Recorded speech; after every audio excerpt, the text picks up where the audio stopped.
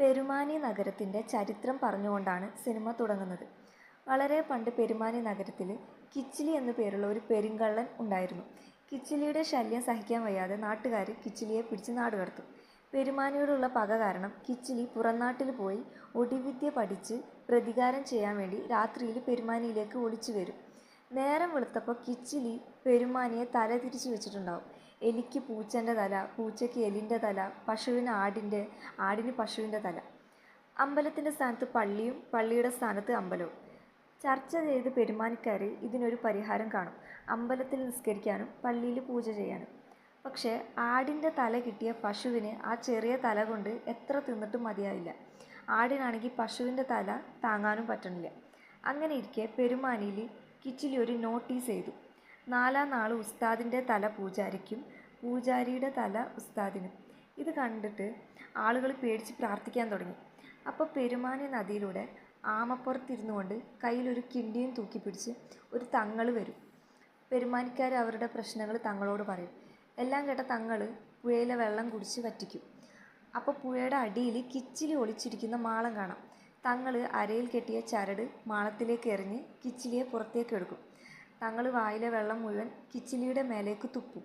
അപ്പോൾ കിച്ചിലി ഭയങ്കര ചെറുതായി പോവും. തങ്ങൾ കിച്ചിലിയെ എടുത്ത് കിണ്ടിയിൽ ഇടും. അങ്ങനെ പെരുമാനിയിൽ എല്ലാം പഴയതുപോലെ ആകും. പിന്നീട് തങ്ങൾ ലോകാവസാനം വരെ പെരുമാനിയെ കാത്തുകൊണ്ട് അവിടെ നിൽക്കും. തങ്ങളുടെ ഓർമ്മയ്ക്കായിട്ട് കുന്നിൻ്റെ മുകളിൽ ഒരു സ്മാരകം ഉണ്ടാവും. അതിൻ്റെ മുകളിൽ തങ്ങളുടെ കിണ്ടിയും ഉണ്ടാവും. ഇതാണ് കഥ. ഇനി സിനിമയിലേക്ക് പോവാം. സിനിമയുടെ തുടക്കത്തിൽ പെരുമാനിയിലെ ചായക്കടക്കാരനായ കുട്ടിക്കയും കൂടെയുള്ള നായരും ചേർന്ന് രാത്രിയിൽ ഒരു പണി ഒപ്പിക്കാൻ വേണ്ടി പോവാണ്. അതായത് ഇവരുടെ ചായക്കടയിൽ ആരും വരാത്തതുകൊണ്ട് വലിയ ചിലവൊന്നുമില്ല. അപ്പോൾ ഒരു പ്രശ്നം ഉണ്ടാക്കിയാൽ ആളുകൾ അതിനെപ്പറ്റി സംസാരിക്കാൻ ചായക്കടയിൽ വന്നിരിക്കുമല്ലോ. അതിനു വേണ്ടി ഇവർ രണ്ടുപേരും ഒരു നോട്ടീസ് ഒട്ടിക്കും. നോട്ടീസ് ഇങ്ങനെയാണ്: ഫാത്തിമയെ നാസർ കെട്ടില്ല, കട്ടായം. രാവിലെ ആയപ്പോൾ ഇവർ വിചാരിച്ച പോലെ തന്നെ കവലയിൽ ആളുകൾ കൂടും. ചായക്കടയിൽ ഇരുന്ന് ആളുകൾ ഇതിനെപ്പറ്റി സംസാരിക്കുന്നുണ്ട്. കുട്ടിക്കയും നായരും ഒന്നും അറിയാത്ത മട്ടിൽ അഭിനയിക്കും. അപ്പോൾ കടയുടെ മുന്നിലിരിക്കുന്ന ഒരാൾ ആ നോട്ടീസ് അങ്ങ് എടുത്തു കളഞ്ഞാൽ പ്രശ്നം തീരില്ലേ എന്ന് പറയും. ഇവർ രണ്ടുപേരും അയാൾ അവിടുന്ന് ഓടിക്കും. പെരുമാനിയിലെ മുക്രി ഇത് കണ്ട് നാസറിനെ ഫോൺ വിളിച്ച് പറയും. ഈ മുക്രി ഇച്ചിരി കുത്തിത്തിരിപ്പാണ് കേട്ടോ. നാസർ ആ നാട്ടിലെ ഒരു പണക്കാരനാണ്. പുള്ളിക്ക് മാത്രമാണെന്ന് തോന്നുന്നു അവിടെ JCB ഒക്കെ ഉള്ളത്. നാസർ കവലയിൽ വന്ന് ആ നോട്ടീസ് കീറിക്കളയും. ശേഷം എല്ലാവരും ചേർന്ന് ചായക്കടയിൽ ഇരുന്ന് ആരാ ഇത് ചെയ്തിട്ടുണ്ടാവാന്ന് സംസാരിക്കണം. അപ്പോൾ മുക്രി പറയും, ചെയ്തവൻ ഈ കൂട്ടത്തിലുണ്ടാവും, ഇവിടെ എന്താ നടക്കണമെന്ന് അറിയാൻ വേണ്ടി വന്നിട്ടുണ്ടാവുമെന്ന്. നാസർ ഇങ്ങനെ പറയും, ആരാണെങ്കിലും പറഞ്ഞോ, ഞാനൊന്നും ചെയ്യൂല. പക്ഷെ അയാൾ കലിപ്പാണ്, കണ്ടാലറിയാം. അയാൾ ചെയ്തവനെ വെറുതെ വിടാന്നൊക്കെ പറയും. അവിടേക്ക് അപ്പോൾ ഒരു കാലിയ എന്ന് പറയുന്ന ഒരാൾ വരും. അയാൾ പറയാണ്, നമ്മുടെ ഫാത്തിമയുടെ വീട്ടിലെ കിണറ്റിൽ ആരോ പട്ടിയെ കൊണ്ടുവന്നിട്ടിരിക്കുകയാണെന്ന്. ആരാ അത് ചെയ്തതെന്ന് നാസർ ചോദിക്കും. നോട്ടീസ് ഒട്ടിച്ച ആൾ തന്നെയാവും എന്ന് കാലിയ പറയും. ഇത് കേട്ട കുട്ടിക്ക വെറുതെ അനാവശ്യം പറയരുത് എന്ന് പറഞ്ഞിട്ട് ചൂടാവും. അവിടെയുള്ള എല്ലാവരും പട്ടിയെ കാണാൻ വേണ്ടിയിട്ട് ഫാത്തിമയുടെ വീട്ടിലേക്ക് പോകും. അപ്പോൾ കുട്ടിക്ക പറയും, അല്ല ഇവിടെ ഇരുന്ന് ചർച്ച ചെയ്താൽ പോരെ. അപ്പോൾ മുക്രി ചോദിക്കും, എന്തിനാ, നിങ്ങൾക്ക് കച്ചവടം കൂട്ടാനാണോ എന്ന്. അങ്ങനെ ഫാത്തിമയുടെ വീട്ടിലെത്തിയ മുക്രിയും കാലിയയും പട്ടിയെ നോക്കി ഇങ്ങനെ ഓരോന്ന് പറഞ്ഞുകൊണ്ടിരിക്കുകയാണ്. വീടിനകത്ത് ഇങ്ങനെ സ്ത്രീകൾ ഇത് കൂടോത്രാണെന്നും കല്യാണം മുടക്കാനാണെന്നും പറയും. ഫാത്തിമ എവിടെയെന്ന് ചോദിക്കുമ്പോൾ അവൾക്ക് നല്ല വിഷമമുണ്ടെന്ന് ഉമ്മ പറയും. പക്ഷെ ഫാത്തിമ നല്ല ഉറക്കത്തിലാണ്. നാസർ ഫാത്തിമയുടെ ആങ്ങളായ മുജിയോട് പട്ടിയെ കിണറ്റിലിടാൻ സാധ്യതയുള്ള ആൾക്കാരുടെ പേരൊക്കെ പറയും. എന്നിട്ട് മുജിക്ക് ഈ കല്യാണത്തിന് എന്തെങ്കിലും എതിർപ്പുണ്ടോ എന്ന് ചോദിക്കും. അപ്പോൾ മുജി പറയും, 2 ദിവസം കഴിഞ്ഞാൽ ഞാൻ ആൾക്കാരെ വിളിക്കാൻ തുടങ്ങാൻ പോവാണ് എന്ന് പറയും. ശേഷം ഇവർ ഈ വെള്ളം വറ്റിക്കാനും പട്ടിയെ പുറത്തെത്തിക്കാനൊക്കെ ചെയ്തുകൊണ്ടിരിക്കുകയാണ്. നാസറിൻ്റെ ഫ്രണ്ട് നാസറിനോട് ചോദിക്കും, ഇനി ഫാത്തിമക്ക് എന്തെങ്കിലും എതിർപ്പുണ്ടാവോ? അല്ല, ഇത്ര നേരം നീ ഇവിടെ ഉണ്ടായിട്ടും അവളൊന്ന് വന്ന് കാണോ സംസാരിക്കുകയോ ഒന്നും ചെയ്തില്ലല്ലോ എന്ന് പറയും. ഇതൊക്കെ കേൾക്കുമ്പോൾ നാസറിന് സംശയമായി. അല്ല, ഒരുമാതിരി പട്ടി, നോട്ടീസ്, ഇതിൻ്റെയൊക്കെ പിന്നിൽ ആരാണെന്ന് വീണ്ടും ചോദിച്ച് നാസറിന് എങ്ങനെ ഈ ഫ്രണ്ട് പിരികേറ്റാൻ തുടങ്ങും. നമുക്കറിയാത്ത എന്തെങ്കിലും ഇടപാട് അവൾക്കുണ്ടോ എന്ന് നാസറും ഇങ്ങനെ ചോദിക്കും. ഇതൊക്കെ കഴിഞ്ഞ് ഫാത്തിമ കൂടെ ഒരു കുട്ടീനെയും കൊണ്ടിട്ട് നോട്ടീസ് ബോർഡിൻ്റെ അതുവഴി ഇങ്ങനെ പോവാണ്. അപ്പോൾ ആ കുട്ടി പറയും, വാ നമുക്കൊരു സെൽഫി എടുക്കാം ഇവിടുന്ന്. ഇനിയാണ് നമ്മുടെ നായകനായ അബി അവൻ്റെ ഉമ്മേനെയും കൊണ്ടിട്ട് പെരുമാനിയിലേക്ക് വരുന്നത്. അബി ലഗേജ് എടുക്കാൻ വേണ്ടിയിട്ട് ബസ്സിൻ്റെ മുകളിലേക്ക് കയറും. അപ്പോൾ അവിടെ ഒരു ശരീരം കണ്ട് അബി പേടിക്കും. ആളുകളൊക്കെ ഇങ്ങനെ അപ്പോൾ ഓടി വരും. മുകളിലൊരു മയ്യത്തുണ്ടെന്ന് പറയും. ഉടനെ ബസ്സുകാരൻ മുകളിലേക്ക് കയറിയിട്ട് ജീവനുണ്ടോയെന്ന് നോക്കും. അപ്പോൾ അയാൾ എണീച്ച് കുറച്ച് നേരം നിന്ന് തൻ്റെ തുണി കുടഞ്ഞിട്ട് ഉടുക്കും. അയാളുടെ ആ തുണി കുടയുമ്പോൾ പെരുമാനിയിലെ കാക്കകൾ മുഴുവൻ അവിടുന്ന് പറന്നു പോകും. അബിയുടെ ഉപ്പയ്ക്ക് 2 ഭാര്യമാരുണ്ട് കേട്ടോ. ഇവർ തമ്മിൽ ചെറിയ ഒരു സൗന്ദര്യപ്പിണക്കൊക്കെ ഉണ്ട്. ബസ്സിൻ്റെ മുകളിൽ കണ്ടില്ല ഒരു ഭായ് എന്നാണ് കേട്ടോ എല്ലാവരും വിളിക്കുക. അയാൾ കിടന്നുറങ്ങണത് നമ്മുടെ അബിയുടെ വീടിൻ്റെ വരാന്തയിലാണ്. പക്ഷെ അവരാരും ആളൊന്നും പറയില്ല. ഇതേ സമയം നാസർ ഫാത്തിമയുടെ സെൽഫി കാണും. രാവിലെ തന്നെ ഫാത്തിമയുടെ വീട്ടിലേക്ക് പോകും. അപ്പോൾ അവിടെ മുജിയും മുക്രിയും കല്യാണം വിളിക്കാൻ വേണ്ടി പോവാണ്. മുജി നാസറിൻ്റെ അടുത്ത് പറയും, അവിടെ ഒരു ഭായ് വന്നിട്ടുണ്ട്, പുള്ളി കിണർ നന്നാക്കിയിട്ടൊന്നും ശരിയാവുന്നില്ല, നീ ഒന്ന് പോയി നോക്കാൻ വേണ്ടി പറയും. നാസർ ഭായിൻ്റെ അടുത്ത് പോകുമ്പോൾ ഫാത്തിമ ഭായിക്ക് ചോറൊക്കെ കൊടുക്കുകയാണ്. നാസറിനെ കാണുമ്പോൾ ഫാത്തിമ വീട്ടിൻ്റെ അകത്തേക്ക് ചായ എടുക്കാൻ വേണ്ടി പോകും. നാസർ ഭായിൻ്റെ അടുത്ത് ചെന്ന് കാല് താത്തിയിടടാ, ഇത് പെണ്ണുങ്ങളുള്ള വീടാന്ന് പറയും. ഭായിക്കാണെങ്കിൽ ഒരു കൂസലും ഇല്ല. നാസർ ചോദിക്കും, ഈ എൻ്റെ കല്യാണം മുടക്കാനല്ലേ ബംഗാളിൽ നിന്ന് വന്നതെന്ന്, നീയല്ലേ നോട്ടീസ് ഒട്ടിച്ചത് എന്നൊക്കെ ചോദിക്കും. അപ്പോൾ അവിടെ ചായ കൊണ്ട് ഫാത്തിമ വരുന്നുണ്ടാവും. നാസർ ചായ വാങ്ങി ചിരിച്ചുകൊണ്ട്, എല്ലാം തുറന്ന് പറയുന്നവരെയാണ് എനിക്കിഷ്ടം. അപ്പോൾ ഫാത്തിമ, എന്താ നാസർ ഒന്നും അറിയാത്ത പോലെ, ആരാ നോട്ടീസ് ഒട്ടിച്ചേ, എന്തിനാ ഈ നാടകം, സെൽഫി എന്തിനാ എടുത്തേ എന്നൊക്കെ ചോദിക്കും. ഇവർ സംസാരിക്കണതിൻ്റെ ഇടയിൽ ഭായി ഇടയ്ക്കിടയ്ക്ക് ഇങ്ങനെ തുമ്മുന്നുണ്ടാവും. ഫാത്തിമ പാൽ അടുപ്പത്തുണ്ടെന്ന് പറഞ്ഞ് പോവും. നാസർക്ക് ദേഷ്യം പിടിച്ച് തും ക്യൂ തുമ്മിയേ എന്നൊക്കെ ചോദിക്കും. ഭായി ആണെങ്കിൽ ഒന്നും മിണ്ടില്ല. ദേഷ്യം വന്ന നാസർ ഭായിയുടെ ചോറ് തട്ടിക്കളഞ്ഞ് മുഖത്തടിക്കും. അടി കിട്ടിയ ഭായി അവിടുന്ന് ഓടിപ്പോവും. ഇതൊക്കെ ഫാത്തിമ ജനൽ വഴി കാണുന്നുണ്ടാവും. അപ്പോൾ അവൾക്കും സംശയമാവും, ഇയാളെന്താ ഇങ്ങനെ. നാസർ അവിടുന്ന് പോകുന്ന സമയത്ത് അബിയും ഫ്രണ്ടും അവിടേക്ക് വരുന്നുണ്ടാവും. നിങ്ങളെന്താ ഇവിടെ? അപ്പോൾ അവർ പെയിൻ്റ് അടിക്കാൻ വന്നതാണ്. അപ്പോൾ നാസർക്ക് പിന്നെയും സംശയമായി, പെയിൻ്റ് അടി ഇന്ന് കഴിയൂലേ, അതെങ്ങനെയാണ്, കുറച്ച് ദിവസം എടുക്കൂലേ എന്ന് അബി പറയും. ഈ അബിയും ഫാത്തിമയും ചെറുപ്പത്തിലേ ഉള്ള ഫ്രണ്ട്സാണ് കേട്ടോ. ഫാത്തിമ കല്യാണത്തിൻ്റെ കാര്യമൊക്കെ അബിൻ്റെ അടുത്ത് പറയും. ഇതേ സമയം നാസറിൻ്റെ അടുത്ത് ഉമേർ പറയും, പെയിൻ്റ് അടിയും പാട്ടൊക്കെ പെൺകുട്ടികൾക്ക് ഭയങ്കര ഇഷ്ടമാണ്. അപ്പോൾ നാസർ, വീടിനകത്ത് ഭിത്തിയിലടിക്കാൻ അവൻ വീടിൻ്റെ അകത്ത് കയറൂലേ, അപ്പോൾ സുഹൃത്ത് പേടിക്കണ്ട, ഉമ്മ ഇല്ലേന്ന് പറയും. ഉമ്മ എങ്ങാനും കുളിക്കാൻ കയറിയാൽ അവർ രണ്ടാളും മാത്രം ആവൂലേ. ഇതൊക്കെ പറഞ്ഞ് നാസറിന് ഭയങ്കര ടെൻഷനാവും. മുജിയും മുക്രിയും ആദ്യം കല്യാണം വിളിക്കാൻ പോണത് ഇസ്മായിലിനെയാണ്. അപ്പോൾ അവിടുന്ന് ഇസ്മായിൽ പറഞ്ഞിട്ട് മുജി കല്യാണത്തിനുള്ള ഇറച്ചി കബീറിനെ ഏൽപ്പിക്കും. രണ്ടാമത് വിളിക്കാൻ പോണത് റംലയുടെ വീട്ടുകാരെയാണ്. ഈ റംല മുജിയുടെ പഴയ കാമുകിയാണ്. പുള്ളിക്കാരി വീട്ടുകാരെ നിർബന്ധപ്രകാരം കരീമിനെയാണ് കല്യാണം കഴിച്ചിട്ടുള്ളത്. പക്ഷേ ഇപ്പോഴും മുജിയാണ് ഇഷ്ടം. കരീം ഗൾഫിലാണ്. അബി ഫാത്തിമൻ്റെ റൂമിൻ്റെ ചുമരിൽ ഒരു ആൺമാനിനെയും പെൺമാനിനെയും വരക്കട്ടെ എന്ന് ചോദിക്കും. ഇതേ സമയം നമ്മുടെ ഭായി രാത്രി തങ്ങളുടെ സ്മാരകം നോക്കി അതിൻ്റെ അടുത്തിങ്ങനെ ഇരിക്കുകയാണ്. അപ്പോൾ മുക്രി, നിന്നോടാരാ ഇവിടെ ഇരിക്കാൻ പറഞ്ഞേ? അപ്പോൾ ഭായി അവിടെ നിന്ന് എണീക്കും. മുക്രി, നിങ്ങൾ കമ്മ്യൂണിസ്റ്റാണോ, മുസ്ലിമാണോ, നീ എന്താ പെരുമാനിയിലേക്ക് വന്ന്, നിനക്കെന്തോ ഒരു അജണ്ട ഉണ്ടല്ലോ എന്ന് പറയും. ഭായ് ഒന്നും മിണ്ടാതെ നടക്കും. മുക്രി ഭായിയെ സുബഹി നിസ്കരിക്കാൻ വേണ്ടി പള്ളിയിലേക്ക് കൊണ്ടുപോകും. ഈ ഭായ് ഫുൾ ടൈം തങ്ങൾമലയിൽ നോക്കിയിരിക്കുകയാണ്. ആളുകൾക്ക് ചെറുതായിട്ട് എന്തോ സംഭവം ഉണ്ടല്ലോ എന്ന് തോന്നും. നാസർ ഫാത്തിമയുടെ മുറിയിലെ മാനുകളെ കാണും. പുള്ളി അപ്പം തന്നെ ഫാത്തിമയെ വിളിക്കും.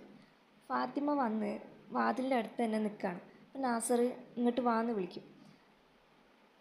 അപ്പോൾ ഫാത്തിമ എന്തേന്ന് ചോദിക്കും.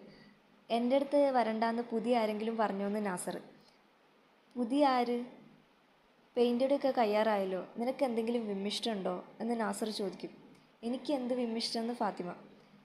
നാസർ, ഈ മാനിനെ ആരാ വരച്ചേ, ഈ ആൺമാൻ ഞാനാണോ എന്ന് ചോദിക്കും. ഫാത്തിമ എനിക്കറിയില്ല എന്ന് പറയും. നാസർ ദേഷ്യപ്പെട്ട്, നീ അവനോട് പോയി പറഞ്ഞേക്ക് ഇവിടെ വലിയ കലാപരിപാടിയൊന്നും വേണ്ട, വല്ല പച്ചയോ ചുമലയോ അടിച്ചിട്ട് വീട്ടിൽ പോവാൻ. പുള്ളി ഇതും പറഞ്ഞ് ആ ചിത്രം പെയിൻറ്റ് വെച്ച് മായ്ച്ച് കളയും. ഇത് കണ്ട് ഫാത്തിമ അവിടുന്ന് പോവും. നാസർ പുറത്തേക്ക് വരുമ്പോൾ മുജി പറയും, നിൻ്റെ വണ്ടിയല്ലേ നന്നാക്കണ്ടേ, അബിക്ക് വണ്ടിയൊക്കെ ശരിയാക്കാൻ അറിയാം. അപ്പോൾ അബി, ഞാൻ ഓട്ടോമൊബൈലൊക്കെ പഠിച്ചിട്ടുണ്ടെന്ന് പറയും. എന്നാൽ നീ ഇവിടെ ഒരു വർക്ക്ഷോപ്പ് തുടങ്ങി പെരുമാനിയിൽ തന്നെ കൂടാൻ മുജി പറയും. നാസറും അബിയും ബൈക്കിൽ പോവാണേ. നാസർ പറയും, നീ വലിയ കലാകാരനാണല്ലേ, നീ വരച്ച മാനിൻ്റെ പടം ഞാൻ കണ്ട്. അപ്പോൾ അബി, അത് വെറുതെ ഒരു രസത്തിന്, എന്നാൽ എനിക്ക് അത്ര വലിയ രസമൊന്നും തോന്നണില്ല. നാസർ വണ്ടി നിർത്തി പറയും, നിന്നെപ്പോലെ പാട്ട് പാടാനും ചിത്രം വരയ്ക്കാനും എനിക്ക് കഴിവില്ല, ഇതൊക്കെ കാണിച്ച് എൻ്റെ പെണ്ണിനെ വളക്കണ്ടെന്ന് പറയും. അബി ആണെങ്കിൽ ഇയാൾക്ക് ഇതെന്തിൻ്റെ കേടാന്ന് മട്ടിൽ നിൽക്കുകയാണ്. നിങ്ങൾക്ക് സംശയരോഗമാണെന്ന് പറയും. നിങ്ങൾക്ക് രണ്ടാൾക്കും മുറിയിൽ കൊമ്പ് കോർത്ത് കളിക്കാം, ഞാൻ പറയുമ്പോൾ ആണ് പ്രശ്നം. അപ്പോൾ അബി പറയും, ഞങ്ങൾ തമ്മിലൊന്നുമില്ല, നിങ്ങൾ വെറുതെ അവളുടെ ജീവിതം ഇല്ലാതാക്കരുത്, അവളൊരു പാവാന്ന് പറയും. ഫാത്തിമക്കാണെങ്കിൽ നാസറിന് എന്തോ പ്രശ്നമുണ്ടെന്ന്, പുള്ളി ഒരു സൈക്കോ ആണ് അല്ലെങ്കിൽ ഒരു സംശയരോഗിയാണെന്ന് മനസ്സിലാവും. ഫാത്തിമ അബിൻ്റെ അടുത്ത് കല്യാണം മുടക്കാൻ വേണ്ടിയിട്ട് പറയും. അബി പേടിയാണെന്നും പറ്റില്ലെന്നും പറഞ്ഞ് അവിടുന്ന് പോവും. അബിയുടെ ഉമ്മയ്ക്ക് വയ്യാത്ത കാരണം MRI സ്കാൻ എടുക്കാൻ വേണ്ടിയിട്ട് ഡോക്ടർ പറയും. അതിനുള്ള പൈസ തികയാത്തതുകൊണ്ട് അബിയും ഫ്രണ്ടും ഫാത്തിമയുടെ അടുത്ത് പോവും. ഇവർ രാത്രിയാണ് പോണേ. അപ്പോൾ അവിടെ നാസർ ഒളിച്ചും പാത്തും ഫാത്തിമയെ നിരീക്ഷിക്കാൻ വേണ്ടി വന്നിട്ടുണ്ടാവും. അത് കണ്ട് അബി ഒളിച്ചിരിക്കും. കുറേ കഴിഞ്ഞ് നാസർ പോയാൽ അബി ഫാത്തിമയുടെ അടുത്ത് ചെന്ന് പൈസ ചോദിക്കും. ഫാത്തിമ അബിക്ക് അരഞ്ഞാണം കൊടുക്കും. കല്യാണം മുടക്കാൻ വേണ്ടി അപ്പോഴും ഫാത്തിമ പറയുന്നുണ്ട്. അരഞ്ഞാണം വാങ്ങി പോവാൻ നിൽക്കുമ്പോൾ പാതിരാത്രി ബാങ്ക് വിളിക്കുന്ന ഒച്ച കേൾക്കും. ആൾക്കാരൊക്കെ എണീറ്റ് ഇത് ആരാ ബാങ്ക് വിളിക്കണമെന്ന് നോക്കാൻ പോകുമ്പോൾ നമ്മുടെ ഭായി ആയിരിക്കും. അബിയുടെ വീട്ടിൽ നിന്ന് ആ അരഞ്ഞാണം ആ മുറ്റത്തു നിന്ന് തന്നെ പോകുന്നുണ്ട് കേട്ടോ. ഫാത്തിമയുടെ അടുത്ത് ചെന്ന് അരഞ്ഞാണം പോയ കാര്യം പറയും. ഇതേ സമയം പള്ളിയിൽ ആളുകൾ 2 ഗ്രൂപ്പാവും. ഒന്ന് ഭായിയെ സപ്പോർട്ട് ചെയ്യുന്നവർ, മറ്റേത് എതിർക്കുന്നവർ. സപ്പോർട്ട് ചെയ്യുന്നവർ ഭായിനെ കൊണ്ട് അവിടുന്ന് പോവും. ഇവർ ഭായിനെ വെച്ച് ഒരു തട്ടിപ്പ് പരിപാടി തുടങ്ങും. അതായത് ഭായിക്ക് എന്തോ വലിയ അത്ഭുതമുണ്ട്, അപ്പോൾ വിശ്വാസികളൊക്കെ വന്ന് ഭായിനെ കണ്ട് പൈസ കൊടുക്കുമല്ലോ, അങ്ങനെ. രാവിലെ അബിയും ഫ്രണ്ടും ഫാത്തിമയുടെ വീട്ടിൽ പോയി മുറ്റത്തൊക്കെ അരഞ്ഞാണം തിരയും. ഫാത്തിമ അബിയോട് പറയും, ഞാൻ വെളുപ്പിന് എണീറ്റ് നോക്കി, പക്ഷെ കണ്ടില്ല. ഇത് കണ്ട് നാസർ അങ്ങോട്ടേക്ക് ഓടി വരും. നീ എന്താടാ ഇവിടെ എന്ന് ചോദിക്കും. ഞാൻ മുട്ട വാങ്ങാൻ വന്നതാണ്, നിനക്ക് വേറെ ഒരു സ്ഥലവും കിട്ടിയില്ലേ മുട്ട വാങ്ങിക്കാമെന്ന് പറയും. അപ്പോൾ അബി, അല്ല ഇവിടുത്തെ നല്ല നാടൻ മുട്ടയാണെന്ന് പറയും. അപ്പോൾ നാസർ ദേഷ്യം പിടിച്ച് കയറി പൊടിയകത്ത്, ഇന്നത്തോടെ നിർത്തിക്കോണം നിൻ്റെ മുട്ടക്കച്ചവടം എന്ന് പറയും. ഫാത്തിമ അവിടുന്ന് പോകും. നാസർ പിന്നെയും അബിയുടെ അടുത്ത് ചൂടാവുമ്പോൾ അബി പറയും, എൻ്റെ പൊന്നിക്ക, നിങ്ങൾക്ക് സംശയമാണ്, ഓള് നിങ്ങളെ തന്നെ കെട്ടിക്കോ, എനിക്ക് പ്രശ്നമില്ലയെന്ന് പറഞ്ഞിട്ട് അവിടുന്ന് പോവും.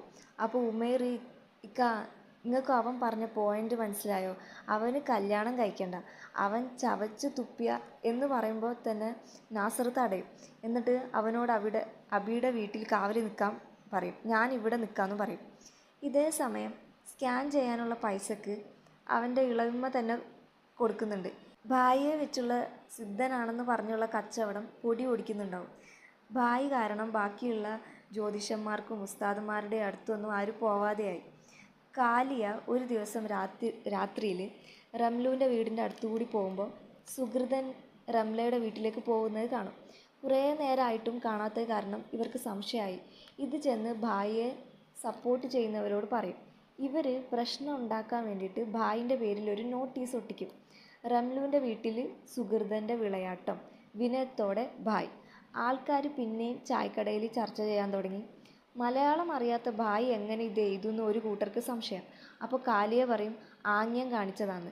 എന്താംഗ്യമാണെന്ന് ചോദിക്കുമ്പോൾ കാലിയ തുണി പൊക്കി കാണിക്കും. അപ്പോൾ അവിടെ അടിയാവും.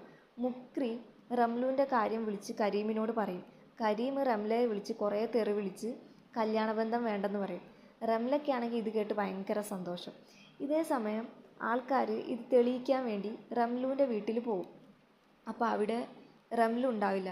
അവൾ സ്വന്തം വീട്ടിൽ പോയിട്ട് 2 ദിവസമായി. അതുകൊണ്ട് സുഹൃതൻ്റെ ഭാര്യ കരീമിൻ്റെ ഉമ്മയുടെ കൂടെ നിൽക്കുകയാണ്. സുഹൃതൻ പോയത് അയാളുടെ ഭാര്യയുടെ അടുത്തേക്കാണെന്ന് എല്ലാവർക്കും മനസ്സിലാവും. ഒരു പെണ്ണിൻ്റെ ജീവിതം വെച്ച് കളിച്ച ഭാര്യയെ അവിടുന്ന് പുറത്താക്കാൻ വേണ്ടി അവിടുത്തെ ഉസ്താദിനോട് ചെന്ന് പറയും. അപ്പോൾ ഉസ്താദ്, ഇതൊന്നും അല്ല ഇപ്പോൾ ഇവിടുത്തെ പ്രശ്നം, ഏതോ തെണ്ടി കരീമിനെ വിളിച്ച് കാര്യം പറഞ്ഞ് കരീം റംലയെ ഒഴിവാക്കാൻ പോവാന്ന് പറയും. അപ്പോൾ കുട്ടിക്ക, ഇനിയിപ്പോൾ റംലയ്ക്ക് മുജിയെ കെട്ടാലോ എന്ന് പറയും. ഇത് കേട്ട മുക്രി, ഇനിയിപ്പോൾ ഇതായിരിക്കുമോ ഭായ് ഉദ്ദേശിച്ചത് എന്ന് പറയും. അപ്പോൾ ഭായിയെ സപ്പോർട്ട് ചെയ്യുന്നവർ ഇത് ഏറ്റുപിടിക്കും. പിന്നീട് കാലിയ മുജിയോട് പറയും, ഇതൊക്കെ ഭായിൻ്റെ അനുഗ്രഹമാണ്, ഭായിയെ കല്യാണം വിളിക്കാൻ വേണ്ടി പറയും. മുജി ഈ അന്ധവിശ്വാസത്തെ ഒന്നും സപ്പോർട്ട് ചെയ്യില്ല എന്ന് പറയും. അപ്പോൾ കാലിയ കൂട്ടരും ഭായിൻ്റെ ശാപം ഉണ്ടാവും, കല്യാണം മുടങ്ങും എന്നൊക്കെ പറയും. എന്നാൽ കല്യാണം മുടങ്ങിയാൽ ഞാൻ ഭായിനെ വിശ്വസിക്കാം, മറിച്ചാണെങ്കിൽ ഭായിയെ തിരിച്ച് ബംഗാളിലേക്ക് അയക്കാനും പറയും. ഇപ്പോൾ ഭായിയെ കൂടെ ഉള്ളവർക്ക് കല്യാണം എങ്ങനെയെങ്കിലും മുടക്കണം. അബി ഫാത്തിമയുടെ അടുത്ത് അതുപോലെ ഒരു അരഞ്ഞാണം ഉണ്ടാക്കി തരൂല എന്നാണ് തട്ടാൻ പറയണമെന്ന് പറയും. അപ്പോഴും ഫാത്തിമ കല്യാണം മുടക്കാൻ വേണ്ടിയിട്ട് പറയും. ഇവരുടെ സംസാരം ഒളിഞ്ഞു കാണണ ഉമേർ ഇത് നാസറിനെ വിളിച്ചു പറയും. അവർ ഒട്ടിച്ചേർന്ന് നിൽക്കാണ്, അവൻ അവളുടെ കണ്ണീരൊപ്പാണ് എന്നൊക്കെ. ഫാത്തിമ കല്യാണം മുടക്കിയില്ലെങ്കിൽ നീ അരഞ്ഞാണം മോഷ്ടിച്ചതാണെന്ന് ഞാൻ എല്ലാവരോടും പറയുമെന്ന് പറയും. മുജിയും മുക്രിയും സംസാരിച്ചുകൊണ്ടിരിക്കുമ്പോൾ അവിടേക്ക് ഇറച്ചിക്കടക്കാരൻ അന്ത്രു വരും. ഇറച്ചി വേറെ ആളെ ഏൽപ്പിച്ചതറിഞ്ഞ് അയാൾ പിണങ്ങി പോകുമ്പോൾ എന്നാൽ നിങ്ങൾ തന്നെ ഇറച്ചി തരാൻ പറയും. മറ്റവരത് ക്യാൻസലാക്കാൻ മുക്രിയോട് വിളിച്ച് പറയാൻ പറയും. ഫാത്തിമ നാസറിനെ പറ്റി മുജിയോട് പറയും, അയാളൊരു സൈക്കോ ആണെന്നൊക്കെ. മുജി പക്ഷേ ഇത് കാര്യമാക്കില്ല. നമ്മുടെ അബിയുടെ ഫ്രണ്ട് രാത്രി വീണ്ടും ഒരു നോട്ടീസ് ഒട്ടിക്കും. ഫാത്തിമ പ്രണയത്തിൽ, ഫാത്തിമാനെ നാസർ കെട്ടൂല, 2ാം കട്ടായം എന്ന് ഭായ്. രാവിലെ നാസർ ആ നോട്ടീസ് ബോർഡ് തകർത്ത് കളയും. അബിയുടെ വീട്ടിൽ JCBയിൽ പോയി മതിലും ഗേറ്റുമൊക്കെ തകർത്ത് കയറി ആകെ പ്രശ്നം ഉണ്ടാക്കും. ഇതൊക്കെ കണ്ട് ഇളയമ്മ തലകറങ്ങി വീഴും. കല്യാണത്തിൻ്റെ തലേ ദിവസം മുക്രി സുബൈറിന് ഒരു പാട്ട് പാടാൻ അവസരം കൊടുക്കണമെന്ന് പറഞ്ഞ് കൊണ്ടുവരും. അപ്പോൾ സുബൈർ 1 അല്ല 5-8 എണ്ണം പാടണമെന്ന് പറയും. അവിടെ ഓൾറെഡി പാടാൻ വന്ന ടീം ഇത് പറ്റൂല എന്ന് പറയും. കവലയിൽ ഭായ് സംരക്ഷണ സമിതിയും ഭായ് ഓടിക്കൽ സമിതിയും തമ്മിൽ അടിച്ച് ചായക്കടയൊക്കെ തകർത്തിട്ടുണ്ടാവും. കബീറിനെ ഏൽപ്പിച്ച ഇറച്ചിയും കൊണ്ട് ഇസ്മായിൽ വരും. ഫാത്തിമ എല്ലാ കാര്യങ്ങളും റംലയോട് പറയും. റംല ഫാത്തിമയോട് ഒളിച്ചോടാൻ പറയും. അബി ആണെങ്കിൽ ഉമ്മമാരെ ഉപദ്രവിച്ചതിന് നാസറിനെ അടിക്കാൻ വേണ്ടി പോവാണ്. നാസർ അപ്പോൾ ഫോട്ടോ എടുക്കാനുണ്ടെന്നും മുഖത്തടിക്കരുതെന്നും പറയും. രണ്ടിൻ്റെയും തല്ല് കഴിയുമ്പോൾ നാസറിന് മുഖത്ത് നല്ല അടിയൊക്കെ കിട്ടുന്നുണ്ടാവും. ഇതേ സമയം ഫാത്തിമയുടെ വീട്ടിൽ 2 ഇറച്ചിക്കാർ തമ്മിൽ അടിയാവും. കല്യാണം മുടക്കണ ടീം ഇസ്മായിലിൻ്റെ കൂടെ കൂടും. മുക്രി ഇസ്മായിലിനെ വിളിച്ച് ഇറച്ചി ക്യാൻസൽ ചെയ്യാൻ മറന്നിട്ടുണ്ടാവും. ഇതിൻ്റെ ഇടയിൽ സുബൈർ പാട്ട് പാടണമെന്ന് പറഞ്ഞ് നിൽക്കുന്നുണ്ടാവും. നാസർ അടി കിട്ടിയ ദേഷ്യത്തിൽ ഇതിനുള്ള മുഴുവൻ ഞാൻ ഫാത്തിമക്ക് കൊടുക്കും, പുറത്തൊരാൾ പോലും കേൾക്കാതെ ഞാൻ അവളെ ഒതുക്കി കളയും എന്നൊക്കെ പറയും. ഇത് കേട്ട് അബി നാസറിന് 2 എണ്ണം കൂടുതൽ കൊടുത്ത് ഫാത്തിമയെ രക്ഷിക്കാൻ വേണ്ടി പോവാണ്. കല്യാണ വീട്ടിൽ ഇറച്ചിക്കാരൻ കബീർ വന്ന് ആകെ പ്രശ്നം ഉണ്ടാക്കും. അവരുടെ ഇറച്ചി വാങ്ങാൻ പറയും. പറ്റില്ല എന്ന് മുജിയും. ലാസ്റ്റ് എല്ലാവരും ഇറച്ചി ഓരോ കിലോ വെച്ച് വാങ്ങാൻ തീരുമാനത്തിലെത്തും. അബി ഫാത്തിമയോട് നമുക്ക് ഒളിച്ചോടി പെരുമാനിയിൽ ആൾക്കാർ കാണണ ഒരു സ്ഥലത്ത് നിൽക്കുക, അതാവുമ്പോൾ ആൾക്കാർ അറിയും. ഒളിച്ചോടിയ പെണ്ണിനെ നാസർ ഒരിക്കലും കെട്ടില്ല എന്ന് പറയും. ഇറച്ചി വാങ്ങാൻ നിൽക്കണ ഒരു ക്യൂവിൽ നിന്ന് ഉന്തും തള്ളുമാണ്. ത്രാസ് വരാൻ വേണ്ടി എല്ലാവരും വെയിറ്റ് ചെയ്യണം. കബീർ മുജിയോട് ആദ്യം പൈസ തരാൻ പറയും, എന്നിട്ട് വിൽക്കാം. മുജി 2 ദിവസം കഴിഞ്ഞ് തരാം, അങ്ങനെ ഇല്ലെങ്കിൽ ഇറച്ചി എടുത്തുകൊണ്ട് പൊക്കോളാൻ പറയും. ഇതിൻ്റെ ഇടയിൽ 2 കുട്ടികൾ അമ്പ് വെച്ച് കളിച്ച് പല്ലിയെ അമ്പ് ചെയ്ത് ബൾബ് പൊട്ടിക്കും. ഇത് മുജി വാങ്ങിയ അന്ത്രൂൻ്റെ ഇറച്ചിയിൽ വീഴും.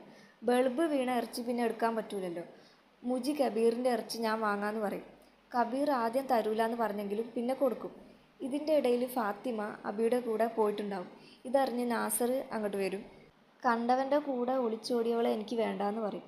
ഇത് കണ്ട് ഭായിൻ്റെ ടീം ഭായ് കീ എന്ന് പറയും. സന്തോഷം പുറത്ത് കാണിക്കേണ്ടെന്ന് കാലിയ. മുക്രി നാസറിൻ്റെ അടുത്ത് പോയി പതുക്കെ, ഫാത്തിമ എന്ത് നല്ല മൊഞ്ചുള്ള കുട്ടിയാ, ഇനി അവർ 2 നടന്നു പോണത് കാണേണ്ടി വരൂലേ എന്നൊക്കെ പറഞ്ഞ് നാസറിൻ്റെ മനസ്സ് മാറ്റും. ഇത് കണ്ട് നാസറിൻ്റെ കുടുംബം ഓ നാണമില്ലാത്തവൻ എന്ന മട്ടിൽ അവിടുന്ന് പോകും.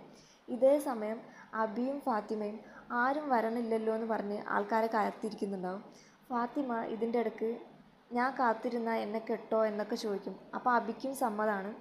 ഇതിൻ്റെ ഇടയിൽ സുബൈർ പിടിയാന പിടിയാന മതയാന മതയാന പാട്ട് പാടാൻ വേണ്ടി പോകും. മൂപ്പർ അവിടുന്ന് എല്ലാവരും ചവിട്ടി പുറത്താക്കും. കബീറും കൂട്ടരും അബീനെയും ഫാത്തിമേൻ്റെയും അടുത്ത് എത്തും. കബീർ 2നെയും വളഞ്ഞിട്ട് പിടിക്കാൻ പറയും. അപ്പോൾ അബി നിങ്ങളൊക്കെ എവിടെയായിരുന്നു? മുജി ഭായിൻ്റെ അടുത്ത് പോയി കൈ പിടിച്ച് രക്ഷിക്കണം ഭായി എന്ന് പറയും. അപ്പോൾ തന്നെ കബീറിൻ്റെ കോള് വരും, 2നെയും കിട്ടിയെന്നും പറഞ്ഞു. ഇപ്പോൾ മുജിക്കും ഭായിൻ്റെ അടുത്ത് ഒരു ചെറിയ വിശ്വാസമൊക്കെ വരും. അങ്ങനെ ഫാത്തിമയും അബിയും വീട്ടിലെത്തും. നാസർ അടിക്കാൻ വേണ്ടിയൊക്കെ പോകുന്നുണ്ട്.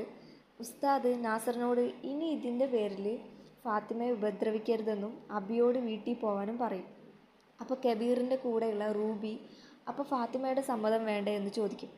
നാസർ നീ ആരാണ്ടി എന്ന് പറഞ്ഞ് ചൂടാവും. റൂബി എന്നോട് ചൂടാവാൻ വന്ന് വെട്ടിക്കീറി കളയും ഞാൻ എന്നൊക്കെ പറയും. ഫാത്തിമയോട് ചോദിക്കുമ്പോൾ എനിക്ക് ആദ്യം ഇഷ്ടമായിരുന്നു, പക്ഷേ ഇയാൾക്ക് സംശയം കൂടിക്കൂടി പ്രാന്തായി എന്ന് പറയും. ഇത് കേട്ട് ദേഷ്യം പിടിച്ച നാസർ ഇവളാണ് നോട്ടീസ് ഒട്ടിച്ചത് എന്നിട്ട് സെൽഫി എടുത്ത് അബി മാനിനെ വരച്ച് ആ കാര്യങ്ങളൊക്കെ പറയും. പക്ഷേ എനിക്കിതൊന്നും പ്രശ്നമില്ല. പക്ഷേ കല്യാണം കഴിഞ്ഞാൽ എൻ്റെ കയ്യിൽ ഒതുങ്ങി കിട്ടല്ലോ, അപ്പം നിന്നെക്കൊണ്ട് ഞാൻ എണ്ണി എണ്ണി പറയിപ്പിക്കും. ഇനി നിങ്ങൾ പറ, എനിക്ക് സംശയരോഗ? ഇതൊക്കെ കേട്ട് നമ്മുടെ ബായി അങ്ങോട്ടേക്ക് വന്ന് നാസറിൻ്റെ കരണക്കുറ്റിക്ക് ഒരെണ്ണം കൊടുക്കും. ഇത് കണ്ടു ഉമ്മയിലൊക്കെ ചിരിക്കുന്നുണ്ടാവും. ബാക്കി എല്ലാവരും ഒരു ബഹുമാനത്തോടെ ബായിനെ നോക്കും. മുജി കല്യാണം വേണ്ടാന്ന് പറയും. അങ്ങനെ അബിയും ഫാത്തിമൻ്റെയും കല്യാണം ഉറപ്പിക്കും. രാവിലെ ആവുമ്പോൾ പെരുമാനിത്തങ്ങളെ സ്മാരകത്തിലുള്ള കിണ്ടിയില്ലേ, അതവിടെ ഉണ്ടാവില്ല. ബായി അതും കൊണ്ട് പോയിട്ടുണ്ടാവും. പെരുമാനിയിലേക്ക് കാക്കകളൊക്കെ തിരിച്ചു വരും. ഇതിനെപ്പറ്റി എല്ലാവരും ചായക്കടയിൽ പറഞ്ഞുകൊണ്ടിരിക്കുകയാണ്. അപ്പോൾ മുക്രി പറയും, എൻ്റെ അഭിപ്രായത്തിൽ അത് പെരുമാനിത്തങ്ങൾ തന്നെ ഏതോ നാട്ടിൽ ഏതെങ്കിലും ഒടിയനെ കിണ്ടിയിലാക്കാൻ പോയതായിരിക്കും. ക്ലൈമാക്സിൽ ഉത്തർപ്രദേശിലെ ഒരു പള്ളിയിൽ പാതിരാത്രി 2:30-ക്ക് ഭായ് ബാങ്ക് വിളിക്കുന്നത് കാണിച്ചാണ് സിനിമ അവസാനിക്കുന്നത്.